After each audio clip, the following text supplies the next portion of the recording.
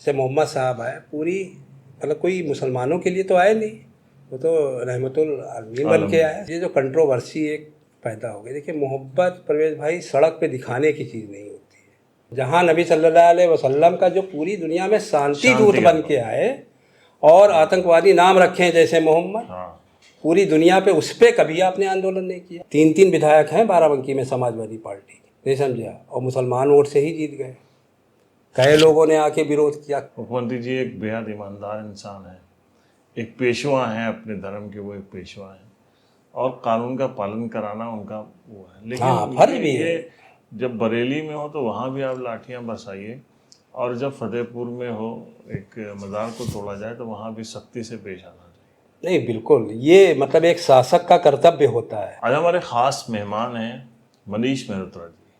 Manish ji Shri Ram one कुटीर आश्रम बाराबंकी से जुड़े हुए हैं, वहाँ के मुख्य सेवादारों में से हैं। उस आश्रम में हर साल हजारों गरीबों के मुफ्त में ऑपरेशन किए जाते हैं। मनीष जी दीवा शरीफ से भी जुड़े हुए हैं। सूफी संत हाजी वारिस अली शाह के ऊपर कई किताबें लिख चुके हैं। इन्होंने प्रॉफिट मोहम्मद के ऊपर एक किताब लिखी है। आज हमारे मेहमान हैं, आपका बहुत बहुत स्वागत है। खैर मकदम जी परवेज भाई, शुक्रिया आपने बुलाया। पहले तो आपकी उस किताब के बारे में बात करेंगे, उसकी प्रेरणा कहाँ से मिली मोहम्मद साहब के ऊपर लिखने के लिए। और एक गैर मुस्लिम एक किताब लिखता है प्रॉफिट मोहम्मद के ऊपर, एक बहुत बड़ी बात है। हालांकि बहुत लोगों ने लिखी है, लेकिन आज का जो दौर है उसमें कहा जा सकता है। ऐसा है परवेज भाई, किताब तो हमारी सबसे पहले आई जीवनी दाता वारिस पाक, आलम पना वारिस पाक से जब हम जुड़े वहाँ देवा शरीफ से, तो उनके ऊपर कोई बहुत ही अच्छी किताब नहीं थी। वो होता यह है कि किसी भी चीज़ को आप जान तभी सकते हैं, आप कहीं भी जाइए, इबादत करने जा रहे हैं, लेकिन उस जगह के बारे में आप जानिए तो उनकी ही प्रेरणा हुई। तो हमारी ये किताब आई जीवनी दाता वारिस पाक, और बहुत ही कामयाब रही। और आप समझ लीजिए कि अभी अब 51 संस्करण अभी तक, 2002 में आई थी, 51 संस्करण उसके प्रकाशित हुए थे। एक संस्करण हमारा 10,000 की क्वांटिटी में आता है।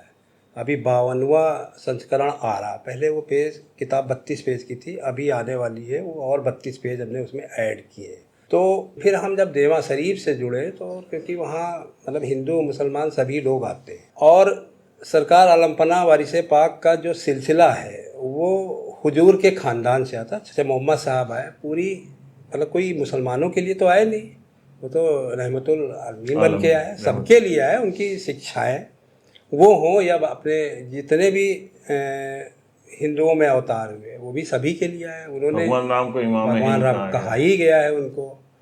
तो मेरे विचार में आया, हम देख रहे थे कि मुसलमान कितना भटका हुआ है, या तो उस तक सही शिक्षा पहुंचनी चाहिए। तो सरकार की प्रेरणा हुई तो मेरी ये किताब 2006 में आई, कुरान के ऊपर आई। और प्रश्न हमारे दिमाग में तब आया, उसका टाइटल था आप कुरान क्यों पढ़ें। तो हमने हिंदी की जो एक कुरान आती है वो पूरी उसको पढ़ा और उसको अध्ययन किया, और दिमाग में ये आया कि प्रश्न यहाँ पे ये उठा कि पूरी दुनिया में सबसे ज़्यादा अगर इस्लाम का कहीं प्रचार प्रसार हुआ, मतलब 56 देश आज की डेट पे आप ये समझ लीजिए, और लेकिन सबसे ज़्यादा अगर कोई कौम परेशान है दुनिया में तो वो मुसलमान है। तो यहाँ से मेरे ये क्वेश्चन उठा, और सबसे ज़्यादा नेमतें अल्लाह ने जो अता की वो मतलब इन देशों को की। अरब देशों में आप समझ लीजिए, ज़रा खोदिए, पेट्रोल निकल आता, सोना निकल रहा, और उसके बाद इतनी पूरी दुनिया में गरीबी और गुर्बत, कारण क्या है, इस पे हमारे दिमाग में आए। फिर हमने पूरी कुरान को पढ़ा। अच्छा, हाँ, पढ़ा, हिंदी के कुरान पढ़ा और समझा। अच्छा, कुरान शरीफ में है क्या, ये इसकी जो मूल है वो अरबी में आई। अरबी और कुरान की एक सिफत ये है कि ये बहुत जल्दी हिफ्ज हो जाती है। ये मतलब आपको आप ये देखिए कि छोटे तबके में ही कुरान के जो हाफिज जो ये सब बनते हैं, वो छोटे तबकों अपने यहाँ जो हमारे हाँ सब निकल के आते हैं। लेकिन है क्या प्रवेश भाई कि किसी चीज़ को आप पढ़िए, उसके मायने अगर ना समझ पाइए तो ये एक बहुत बड़ी प्रॉब्लम है। तो वो हमने हिंदी में पढ़ी। फिर कुरान की जितनी आयतें थी, आदमी को भटकने की ज़रूरत नहीं, अपने धर्म ग्रंथों को पढ़ ले और उसको मनन कर ले, वो चाहे रामायण हो और चाहे कुरान हो। उसी के ऊपर आदमी चलने लगे तो आप समझ लीजिए ये जो भटकाव है, ये जो लड़ाई झगड़े हैं, तो ये सारे समाप्त हो जाएंगे। और कुरान शरीफ में इतनी मतलब नेमतें हैं, इतनी वो हैं, मतलब बीमारी आप ठीक कर लीजिए, आप आर्थिक अपनी वो दूर कर लीजिए, सारी चीज़ें। लेकिन आदमी, क्योंकि इंसान की एक कहानी है, एक कुरान शरीफ में एक चैप्टर भी आया है कि कायनात को जब अल्लाह ताला बना रहा था तो इब्लीस, उनका जो फरिश्ता था, उससे कहा कि इसको सजदा करो, तो उसने मना कर दिया। तो अल्लाह ने, हाँ, तो अल्लाह ने कहा कि क्यों मना कर दिया? कहीं जिसको आपने बना दिया है, ये जब दुनिया में जाएगा तो सिवाय खुराफात के अलावा ये कुछ नहीं करेगा। तो अल्लाह ताला ने फिर नेकी और बदी के बारे में भी उसको बताया, तब भी वो नहीं माना। फिर उसने और रूप नबियों और वलियों और संतों के रूप में दिखाया कि इनके बताए रास्ते पर भी जो हमारे यहाँ चलेगा तो हमारे यहाँ तुमसे प्यारा होगा, उसको आखिरत में हम खूबसूरत नहरों में दाखिल करेंगे।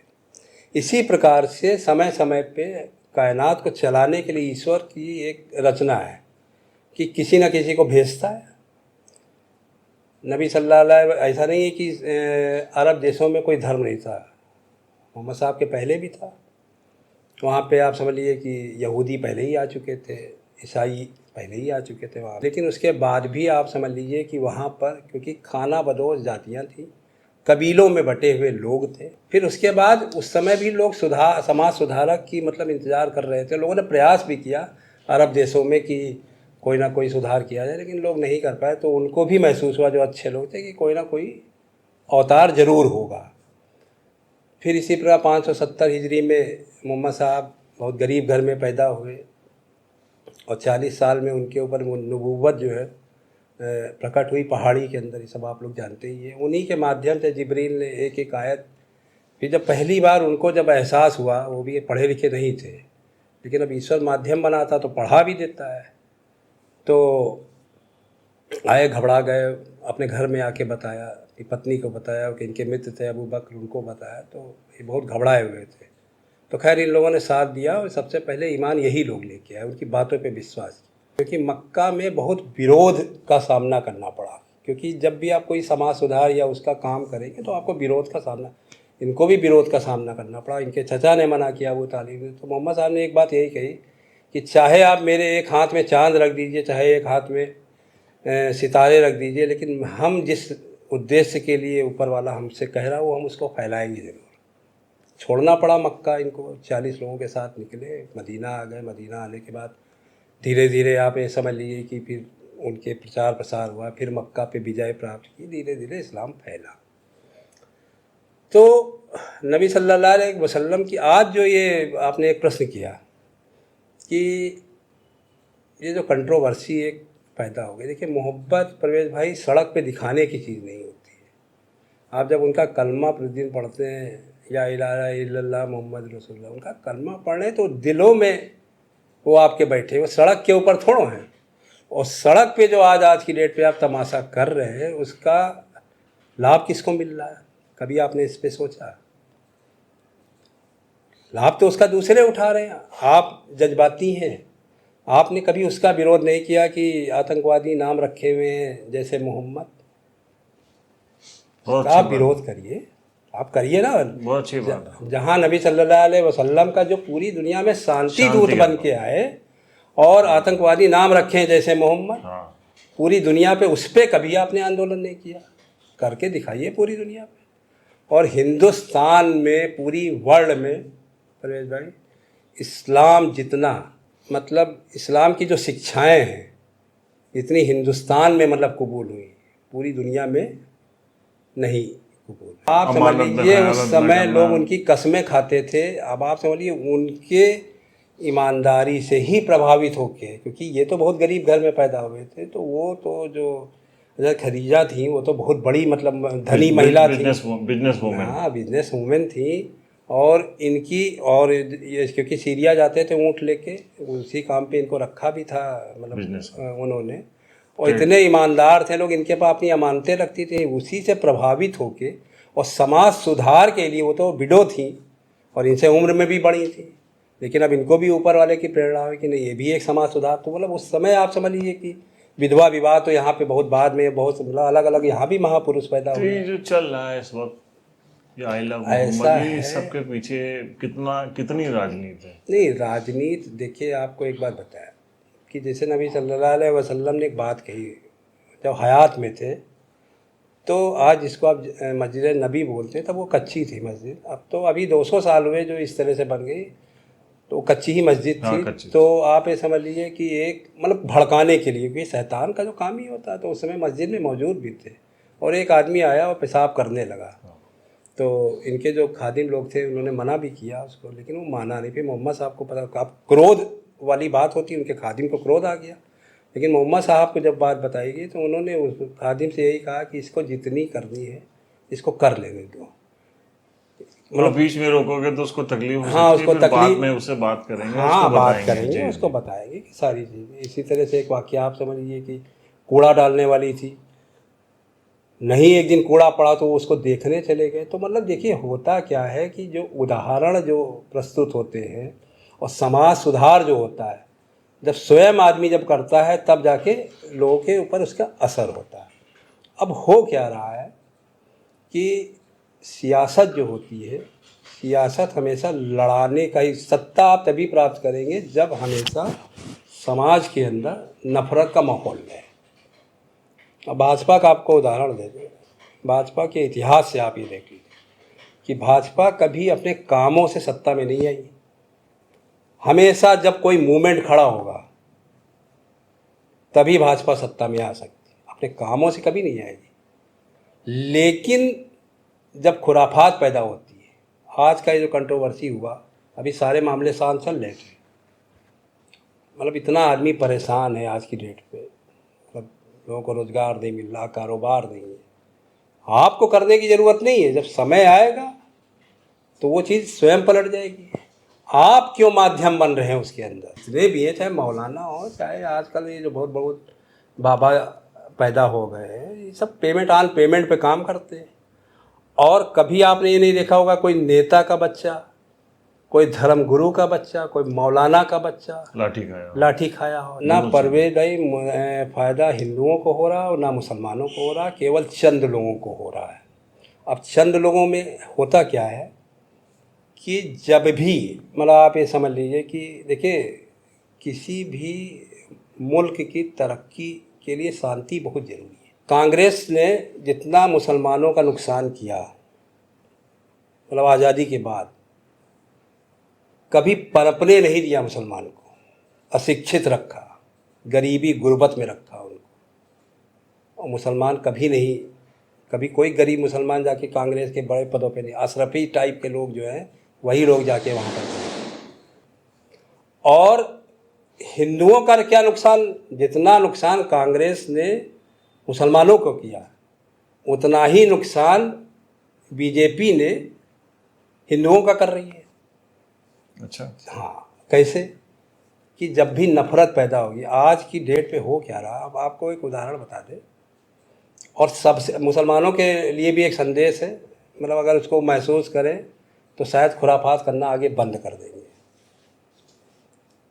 होता क्या है कि बाराबंकी का उदाहरण हम आपको दे रहे हैं, सरकार की बहुत अच्छी स्कीम है, अब ना महसूस करें एक अलग चीज़ है। और तरक्की कैसे हुई कि जितनी योजनाओं का, अब एक ODOP की हम आपको बात बता रहे हैं। बाराबंकी जो है मतलब हैंडलूम का हब है। एक दौर था, आपने भी देखा होगा कि, और जितना बुनकर था बहुत गरीब तबके का था, वो अंगौछा बनाता था, वो मारवाड़ियों का लाके बेचता था। 1 डिस्ट्रिक्ट 1 प्रोडक्ट आया, GST आई। आज मुसलमानों के बच्चे पढ़ने लिखने लगे, एंथोनी में पढ़ रहे, आनंद भवन में पढ़ रहे, अच्छे अच्छे स्कूलों में शिक्षा ले रहे हैं। पहले क्या होता था, मारवाड़ियों का ये माल बेचते थे, उसके बाद जब उनको पैसा मिलता था तो अपने घर का वो राशन सामग्री शुक्रवार को आते थे, फिर लेके जाते थे, हफ्ते भर उनका काम चलता था। अब जो बच्चे पढ़ लिख गए, पढ़ने लिखने के बाद सब कंप्यूटर सीख गए, वेबसाइट बनाने लगे, वेबसाइट पे अपने बना के प्रोडक्ट डाल दिए। बॉम्बे में बैठा हुआ आदमी ने देखा कि सेठ जी बेच रहे हैं 100 रुपये का स्टोर, और वो जो मैन्युफैक्चरर डायरेक्ट है वो बेच रहा 80 रुपये का। तो लाभ तो मतलब इसमें, मतलब मुसलमानों के लिए बीजेपी ने जितनी तरक्की हुई, आपको बताएं, पहले कहीं इक्का दुक्का कहीं डॉक्टर आप देखते होंगे कि मुसलमानों में। हिंदुओं के साथ क्या हुआ, हिंदू मतलब कौम जो है वो आप ये समझ लीजिए कि बहुत आलसी कौम है, मेहनती, मेहनत उसने छोड़ दिया। और वही स्थिति जैसे कांग्रेस के समय में मुसलमान वोट देता चला आ रहा था, आज वही मनोस्थिति धीरे धीरे इनकी पैदा हो गई। और अभी आगे चल के आप ये देखिएगा, ये जिस तरह की सियासत हो रही है देश के अंदर, सबसे ज़्यादा अहित अगर किसी का होगा आगे चल के तो हिंदुओं का होगा। दिन भर यही काम करो, मतलब व्हाट्सएप यूनिवर्सिटी एक बना दिया, व्हाट्सएप यूनिवर्सिटी से सब बातें चल रही हैं, सवेरे से शाम खुराफात। लेकिन सरकार को डिफेंड करने के लिए वही आगे आ रहा है, सरकार की गलतियों से कोई मतलब नहीं, मतलब कुछ नहीं, कोई प्रश्न पूछने वाला नहीं है। और एक चीज़ बड़ी अच्छी ये हुई, पहले बार जो अच्छे मौलाना हैं जैसे राशिद फरंगी मिली साहब और भी बड़े मौलाना, तो एक अच्छी बात उन्होंने कही कि क्या कर रहे हो, इस किस क्यों, मतलब एक बड़ा अच्छा मैसेज भी गया और समझने वाले उसको समझ भी रहे। लेकिन जो मुसलमानों की राजनीति कर रहे हैं, बड़े बड़े रहनुमा बैठे हुए, आप बताइए कि बाराबंकी जैसा साझी विरासत का ज़िला, आज भी देखिए दशहरा चल रहा है, अकरम की बग्घी में भगवान राम जो है प्रतिदिन जाते हैं और लौट के आते हैं। कभी यहाँ फिरका परस्त ताकतें जो है, मतलब हाँ, अभी एक लेकिन घटना होती है बारह हैं, एक फैजुल्लागंज में हुई थी, आपको पता है, एक किसी ने बैनर फाड़ दिया, फिर लोग उसकी शिकायत करने के बजाय उन्होंने कानून गुम्मा चलाया और उसमें कार्रवाई हुई। लेकिन विपक्ष कितना रोल अदा कर, नहीं ऐसा प्रवेश भाई, वही मैं कहने जा रहा हूँ कि मुसलमानों को भी समझना एक बात ये है कि जिनको आप रहनुमा बना के बैठे हुए हैं, 3 विधायक हैं बाराबंकी में समाजवादी पार्टी के, 35 सांसद उत्तर प्रदेश से इस बार जीत गए, नहीं समझा, और मुसलमान वोट से ही जीत गए। कई लोगों ने आके विरोध किया, कई लोग आके, मतलब एक मुसलमानों को ये भी बात समझनी चाहिए कि कोई आपके लिए सियासतदान खड़ा नहीं होगा, तो इससे बच के रहो। मतलब ये बच के रहने की बात है। राजनीति तो एक ऐसी चीज़ होती है, उसका लाभ परवेश भाई हमेशा जो होता है चंद लोगों को ही मिलता है। मतलब 25 करोड़ की जनता है उत्तर प्रदेश की अगर, लेकिन अगर लाभ अगर आप ये देखिए तो केवल जो 0% होंगे जिसको उसका लाभ मिल रहा, चाहे वो मुसलमान की राजनीति करने वाले हों और चाहे ये हिंदुओं की राजनीति करने वाले हों, लाभ तो चंद लोगों को मिलता है ना। हुकूमत का काम क्या होता है, आपको भाई एक बात बताएं, जैसे अपने मुख्यमंत्री जी हैं, मतलब ये दिल के बुरे नहीं हैं, वाकई दिल के बुरे नहीं। और गोरखनाथ मंदिर जहाँ पर है, मुस्लिम बस्ती में, चारों तरफ से मुस्लिम बस्ती में है। तो आज भी मुहर्रम का जो जुलूस निकलता है, ये बहुत कम लोगों को पता होगा कि मंदिर से खाना आता है मुहर्रम के जुलूस। तो मुख्यमंत्री जी दिल के बुरे नहीं है। देखिए, शांति, शासक का काम है शांति को बनाए रखना, लेकिन उनकी मजबूरी भी है। अगर ये सब खुराफात अगर ना हो तो जो जनता में, वो मैं यही कहता हूँ कि मुख्यमंत्री जी एक बेहद ईमानदार इंसान है, एक पेशवा हैं अपने धर्म के, वो एक पेशवा हैं और कानून का पालन कराना उनका वो है। लेकिन फर्ज भी है। ये जब बरेली में हो तो वहाँ भी आप लाठियाँ बरसाइए, और जब फतेहपुर में हो एक मज़ार को तोड़ा जाए तो वहाँ भी सख्ती से पेश आना चाहिए। नहीं बिल्कुल, ये मतलब एक शासक का कर्तव्य होता है, मतलब इसमें कोई दो राय नहीं। अब लेकिन अब क्योंकि उनका स्वभाव है, स्वभाव वो भी जान रहे हैं, मतलब दिल से उन्होंने जो कुछ कहते हैं ऊपरी तौर से चाहे जो कुछ कह दे, सब सियासत। तो ये हमारे जो दर्शक हैं जो हमारा प्रोग्राम देख रहे हैं उनको समझना चाहिए, उनको इस फर्क को भी महसूस करना चाहिए। तो अपने धर्म के प्रति सजग हैं तो बहुत अच्छी बात है, सजग रहिए, धर्म का पालन करिए और नेक रास्ते पर चलिए और सियासत को समझिए, यही हमारा संदेश है। मुनीष जी, आपने हमको समझ लिया उसके लिए बहुत बहुत शुक्रिया। ठीक है, शुक्रिया।